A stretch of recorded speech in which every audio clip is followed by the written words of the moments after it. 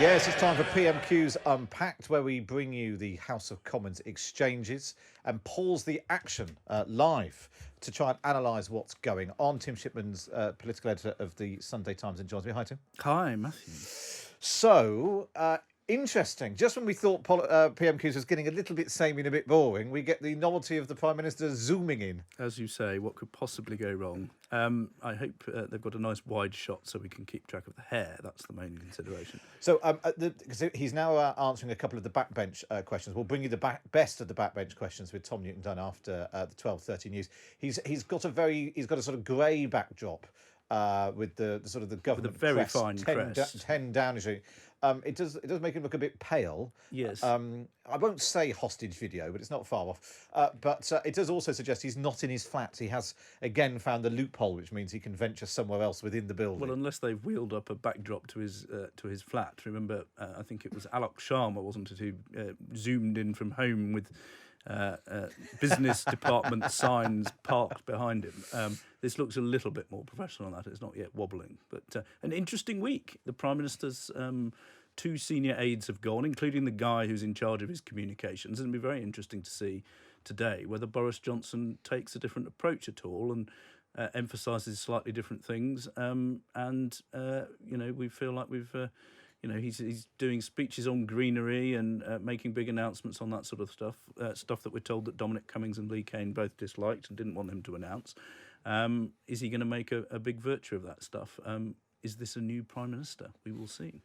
And Keir Starmer, not without his own troubles, as we were just saying in the news headlines, he's decided not to allow Jeremy Corbyn back in as a Labour MP, although he is now a Labour Party member. Yes, do keep up. But if he hadn't done that, he would have been presenting Boris Johnson with a blooming great stick with which to beat him about the head for the next half an hour. So would Keir Starmer have done that anyway? I suspect he might have done, because he's tried to draw a big line in the sand on anti-Semitism in the Labour Party.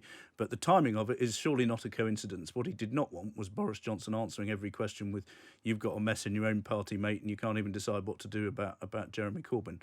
So sad as it is, it seems unlikely that Jeremy Corbyn will ever be representing Labour at the dispatch box again.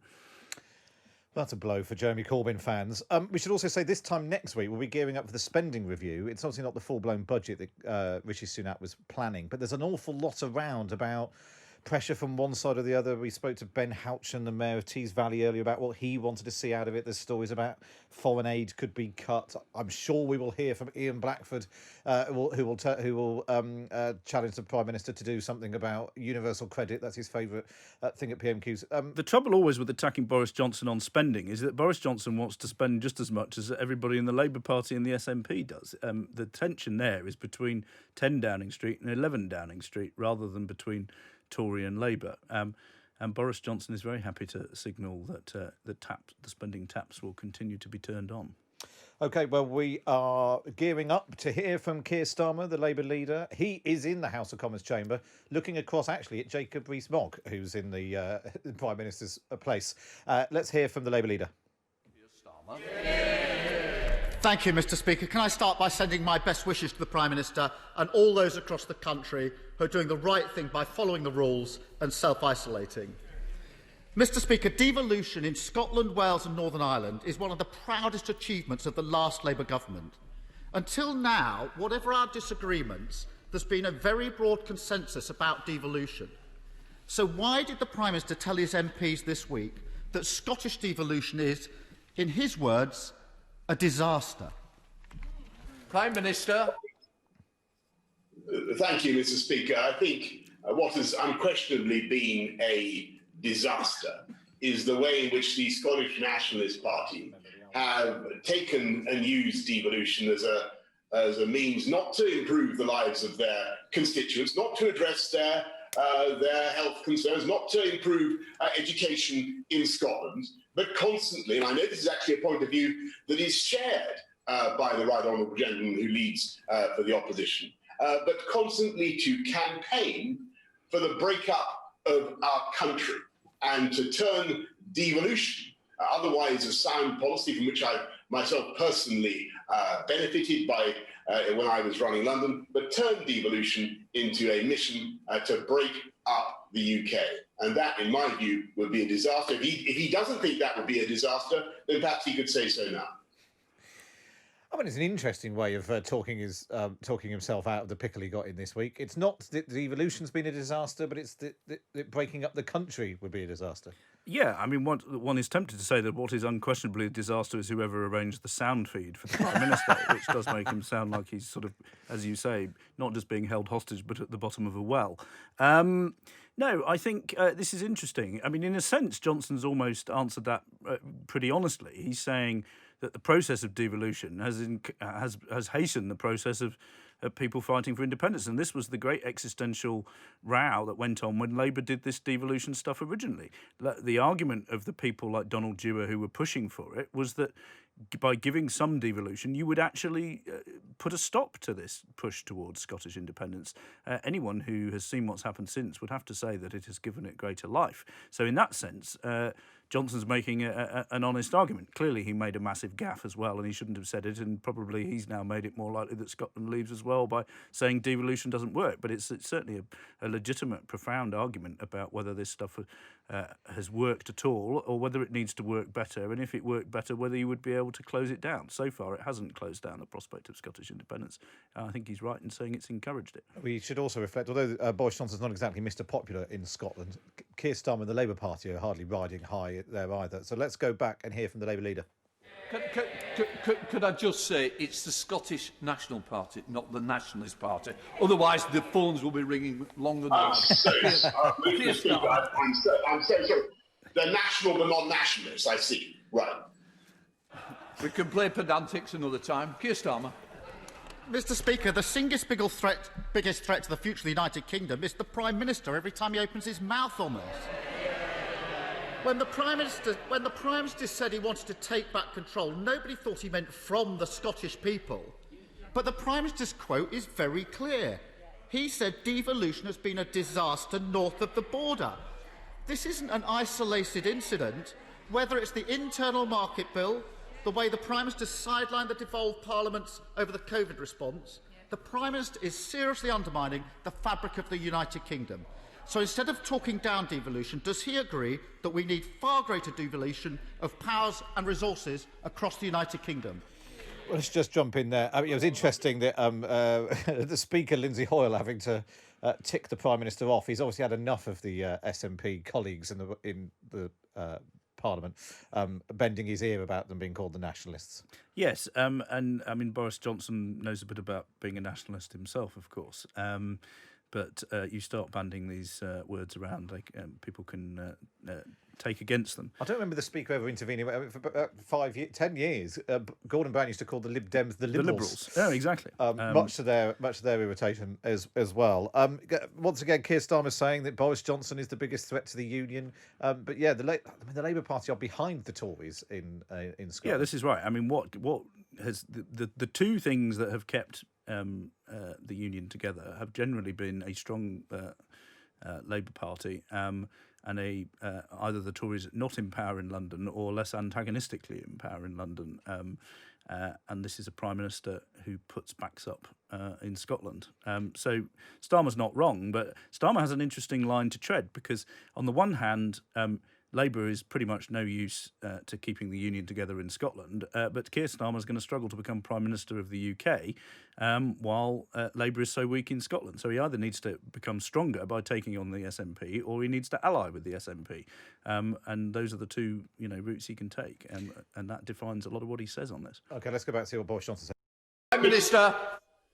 I mean, Mr. Speaker, I think it's Tony Blair himself, the former Labour leader, who has conceded that he did not foresee the rise of a separatist party in Scotland. He did not foresee the collapse of Scottish Labour, Mr. Speaker. And I think the right honourable gentleman is quite right. There can be great advantages in devolution. And I was very proud when I was running a devolved administration in London to do things in which I passionately believed, like improving public transport and fighting crime and improving housing for my constituents. And we had a great deal of success. And what disappoints me is that the Scottish National Party, Mr. Speaker, by your your ruling on their correct name. And the Scottish National Party, Mr. Speaker, is not engaging in that basic work. Instead, they are campaigning to break up the union, an objective that I hope the leader of the opposition will repudiate. Will he say so now that he opposes the break-up of the United Kingdom? Well, before we find out the answer to that question, Boris Johnson mentioning Tony Blair again. Yes. Was it last week or the week before? He seems to like to bring him up. I vaguely remember that the Times data team once took all of Boris Johnson's columns and analysed them. And I'm sure Tony Blair got more mentions than any other. Well, there's a certain strain of Tory moderate opinion that has always been rather in awe of Tony Blair. And Boris Johnson would presumably quite like to win 3 general elections as well. But, they're just playing out the argument we've just had, which is that, this is a big problem and that there are many contributing factors to it. I mean, the ironic thing here in the exchanges we've heard so far is that quite a lot of Starmer's analysis is shared by people in Downing Street. They do think that the way to preserve things may be to go to an even more federal model with even more devolved power. The problem you always get into is that there's the issue of money and whether there's enough money in these other parts of the UK to look after themselves. And if there isn't, then you have to have a formula to distribute it from the centre. And that always then leaves the bits at the periphery asking for more cash from the centre. And that's the inherent tension in all of this. Yeah, I've just looked it up. When the Times analysed his columns, Tony Blair cropped up 91 times, more than the total for Margaret Thatcher, David Cameron and Theresa May combined. I bet not more than Winston Churchill, then. Right, let's go back to the comments. It's not a ruling, it's a matter of fact. Keir Starmer. Of course I don't want the break-up of the Union, the United Kingdom, but if anything is fuelling that break-up, it's the Prime Minister. Turning now to the Prime Minister's handling of the pandemic, the Prime Minister is doing the right thing by self-isolating after being notified by Track and Trace. But does he think he would have been able to do so if, like so many other people across the country, all he had to rely on for the next 14 days was either statutory sick pay, which is £95 a week, that's £13 a day, or a one-off payment of £500, which works out at £35 a day? Prime Minister. Well, it's good finally to hear something from the right honourable gentleman in praise of NHS test and trace. I think they secured at least one of his objectives, which keep me away from answering his questions in person. What I can say to him is that I believe that the package that we have in place to protect people and support people throughout this crisis has been outstanding and exceptional. I think that the UK has put its arms, as I've said many times, around the people of this country, a £200 billion package of support, increasing the living wage by record amounts, uplifting universal credit, many loans and grants to businesses of all kinds, and support for people who are self-isolating, £500 of support in addition to all the other benefits and support that we give. I do think it's a reasonable package, Mr. Speaker. I know it's tough for people who have to self-isolate, and I'm glad that after a long time in which he simply attacked NHS test and trace, he seems now to be coming around and supporting it. Keir Starmer. Mr. Speaker, Let's just jump in there. This is a big problem, isn't it, for the Prime Minister? Although he's staying at home, and you do wonder if his enthusiasm for staying at home is to try and hammer home this public health message, because actually that hasn't been getting through. And not everyone who's been contacted is staying at home for the full period that they need to, and that's one of the reasons why coronavirus still seems to be spreading. Yeah, no, that's right. And we've moved on now to the virus. What I'm interested in is how Starmer's going to string all this together as a sort of coherent argument. It feels a bit like it's going to be a game of two halves.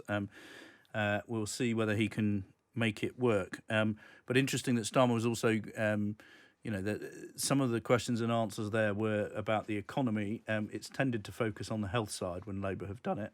Johnson pivoting it to the money that's been given. That's normally the terrain of Ian Blackford. But yeah, let's see how this all hangs together as an argument.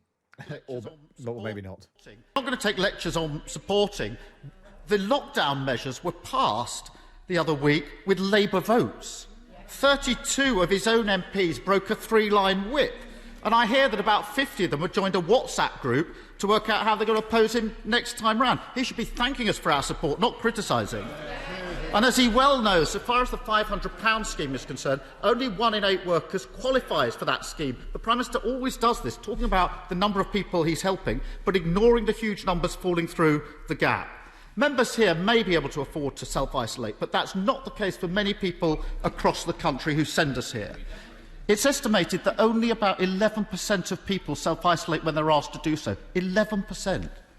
That isn't because they don't want to. It's because many don't feel that they can afford to.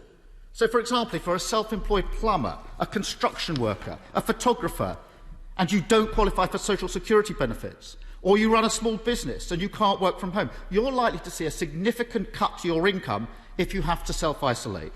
This is affecting many families across the country.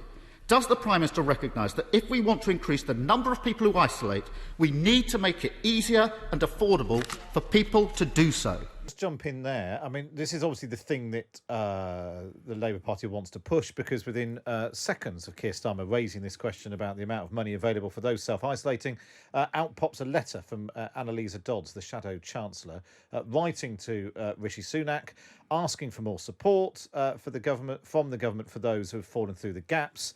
Also, interestingly, calling on the government to take a series of steps, including reducing the isolation period from 14 days to initial target of 10 days, expanding the eligibility of the extra help, improving communication, which is, anyone can work out what that means, increasing transparency, again, it's not totally clear. But yeah, interesting that Labour sort of leapfrogging. It already sounds like the government is very keen to try and reduce the isolation period.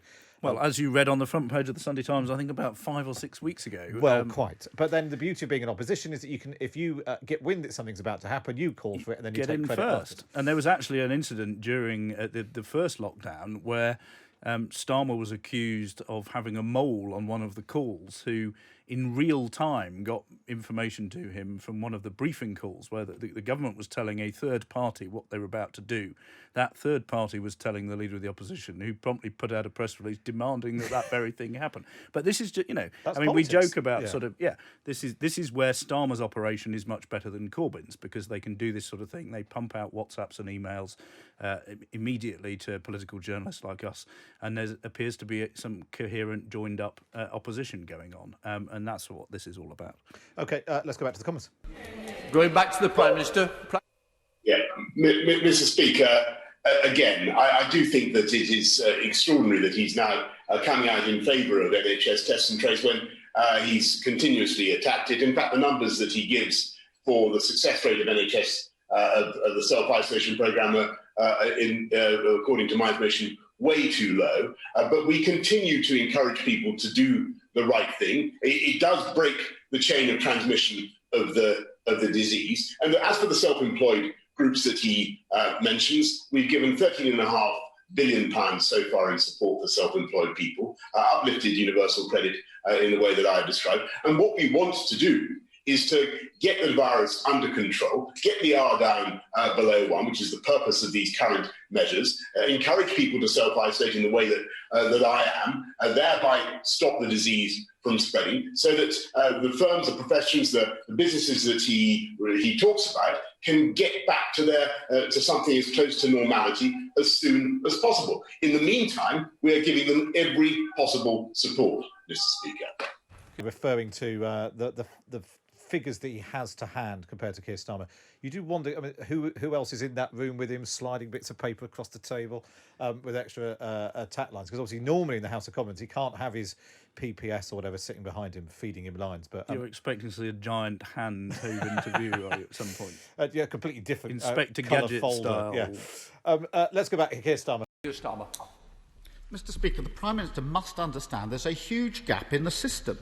Because if you can't afford to isolate, there's little point in being tested or traced.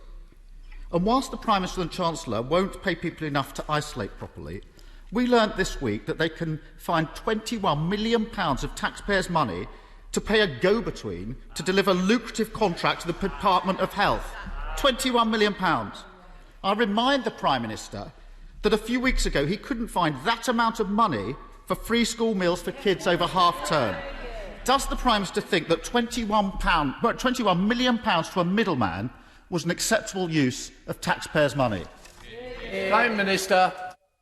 Mr. Speaker, when this crisis began, we were being urged by the right honourable gentleman to remove the blockages in our procurement process in order to get PPE. And we were facing, as he will remember, a very difficult situation where across the world there were not adequate supplies of PPE. Nobody had enough PPE. We shifted heaven and earth to get 32 billion items of PPE into this country. I'm very proud of what has been achieved. 70% of PPE is now made in this country, or capable of being made in this country, when it was only 1% at the beginning of the pandemic. And it's entirely typical, I may say, of Captain Hindsight, that he now attacks our efforts to procure PPE, says we went too fast.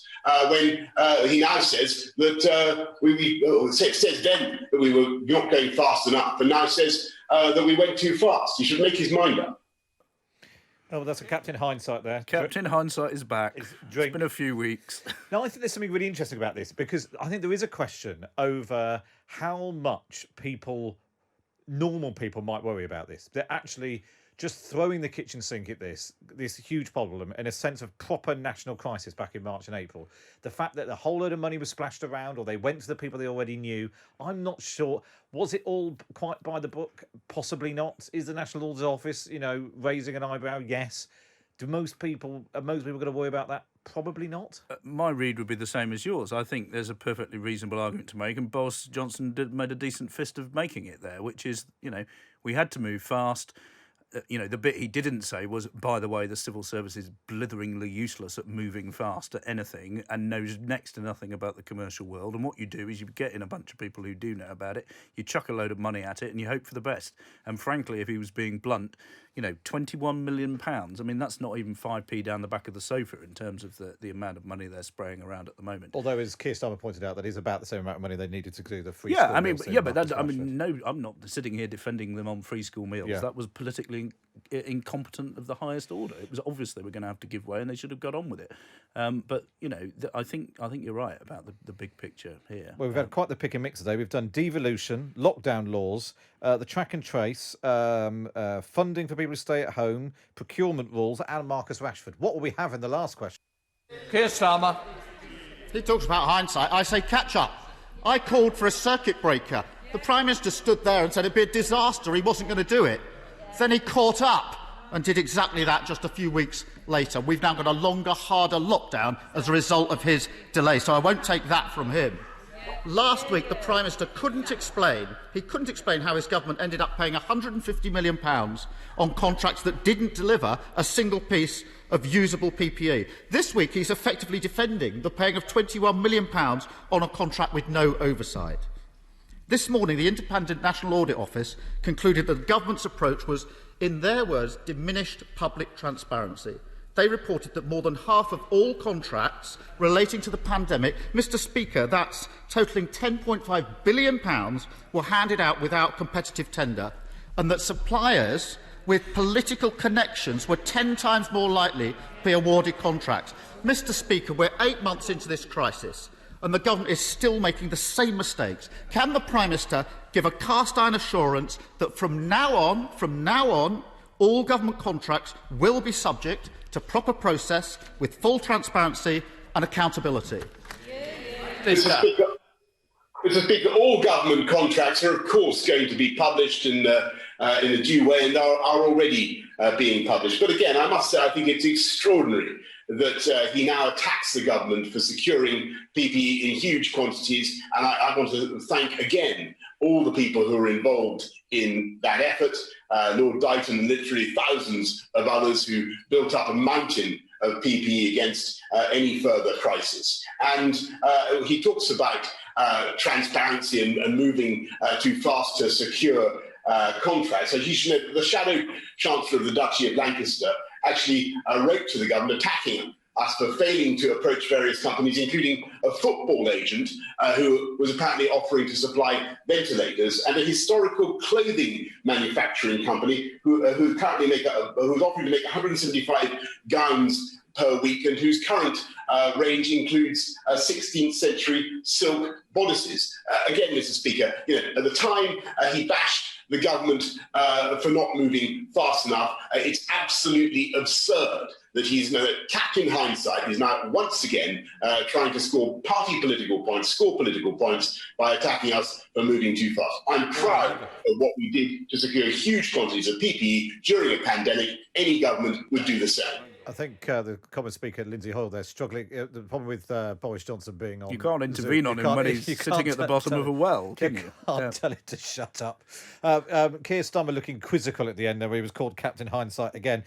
I mean, once again, and I know the risk of repeating ourselves, we do this every week on when we do PMQs Unpacked. I'm still not sure what the point of all of that from Keir Starmer was. No, I mean, his big crescendo was demanding full transparency and accountability, and you just sort of think, oh my God, man. I mean, there was a moment where he almost seized upon something. He's saying, you need to catch up, Boris Johnson, catch up with me. Then he caught up. Call him Captain Catch-Up. Captain Catch-Up. At least respond in kind. And he doesn't. He doesn't think terribly well on his feet. He doesn't know how to coin a memorable phrase. And frankly, Boris Johnson actually answered the questions a little bit more directly than he does sometimes, and will probably get a bit of credit for that. And he had a few catchphrases. I mean, the only thing missing from this performance really was Dylan the dog hoving into view, which would have given it that, working from home feel. Which would like the guy on BBC News when his children came in, although I'm not sure that room was big enough for all of Boris Johnson's children.